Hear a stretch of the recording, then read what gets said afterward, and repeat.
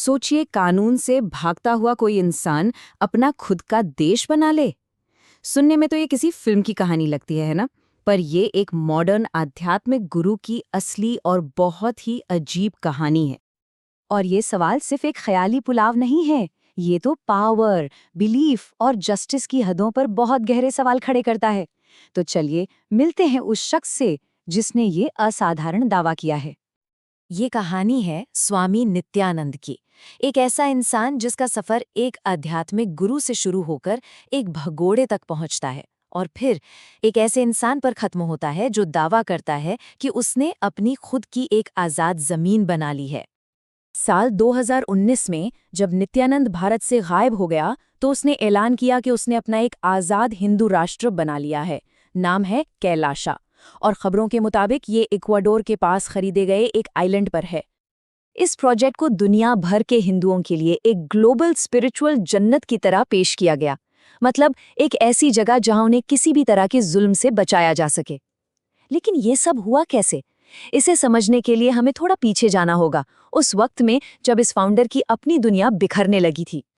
तो देखिए, अपना देश बनाने से पहले नित्यानंद, जिसका असली नाम जनार्दन शर्मा था, साउथ इंडिया का एक काफी पॉपुलर गुरु था। उसके लाखों फॉलोअर्स थे और बड़े बड़े नेताओं से उसके अच्छे खासे कनेक्शंस भी थे। लेकिन फिर आया साल 2010 और उसकी बड़ी मेहनत से बनाई गई इमेज उस वक्त चकनाचूर हो गई जब एक सीडी सामने आई। खबरों के मुताबिक इस सीडी में वो कुछ आपत्तिजनक हालत में था। इसके बाद तो भाई पब्लिक में जबरदस्त गुस्सा फैला और उसकी पहली गिरफ्तारी हुई।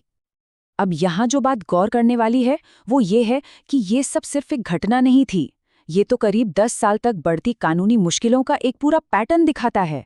और यही वो पैटर्न है जिसने आखिरकार उसे देश से भागने पर मजबूर कर दिया। तो 2018 के आखिर तक कोर्ट में पेशी की तारीखें जैसे जैसे पास आ रही थीं, नित्यानंद गायब हो गया और उसके गायब होने से एक इंटरनेशनल मिस्ट्री खड़ी हो गई। इंडियन अथॉरिटीज़ ने भी कंफर्म किया कि उसका पासपोर्ट तो सितंबर 2018 में ही एक्सपायर हो चुका था। मतलब लीगल तरीके से देश छोड़ना उसके लिए नामुमकिन था। और बात सिर्फ इतनी ही नहीं थी, उस पर चल रहे क्रिमिनल केसेस की वजह से उसकी पासपोर्ट रिन्यू कराने की एप्लीकेशन भी रिजेक्ट कर दी गई थी। सो इसका सीधा मतलब ये था कि वो किसी भी नॉर्मल तरीके से देश छोड़ ही नहीं सकता था। तो फिर सवाल उठता है कि आखिर वो देश से भागा कैसे? ये सवाल आज भी इंडियन अथॉरिटीज़ के लिए एक पहेली है, लेकिन कुछ रिपोर्ट्स एक खुफिया रास्ते की तरफ इशारा करती हैं। हालांकि ऑफिशियल्स ने इस बात को कंफर्म नहीं किया है, पर ये थ्योरी बताती है कि ये एक वेल प्लान तरीके से भागने का प्लान था, जिसमें इमिग्रेशन चेक को पूरी तरह से धोखा दिया गया। और भागने के बाद उसने जो किया, उसने तो इस कहानी को और भी ज़्यादा अजीब बना दिया। देखिए, कानून की पकड़ से भागने के बाद नित्यानंद सिर्फ कहीं छिपा नहीं, उसने तो अपनी एक अलग ही दुनिया बनानी शुरू कर दी और एक खास वेबसाइट के जरिए दुनिया के सामने कैलासा को लॉन्च कर दिया। इस प्रोजेक्ट में एक पूरे समाज का वादा था, एक मंदिर पर आधारित जिंदगी का और अपने नागरिकों के लिए पूरी आज़ादी का।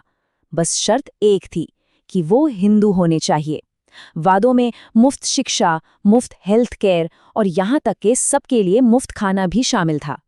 अपने इस देश को एक असली देश जैसा दिखाने के लिए उसने एक पूरी सरकारी कैबिनेट का भी ऐलान कर दिया।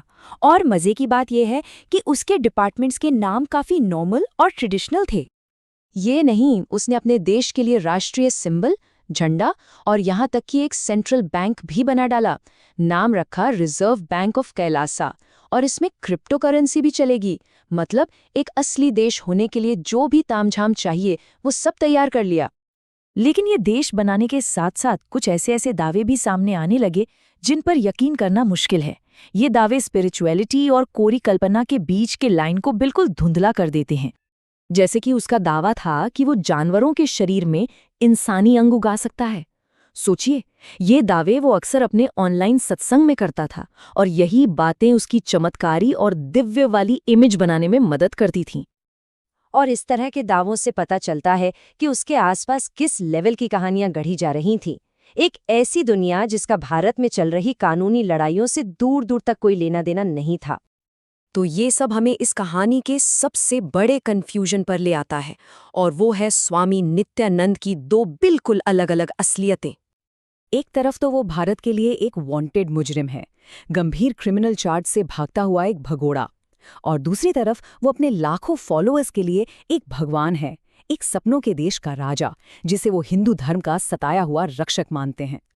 नित्यानंद और कैलासा की ये कहानी हमें सोचने पर मजबूर करती है कि विश्वास में कितनी ताकत होती है और असलियत आखिर है क्या। पर सबसे बड़ा सवाल तो यही रह जाता है कि क्या सच में अपने एक अलग दुनिया बसाकर कानून और न्याय से बचा जा सकता है।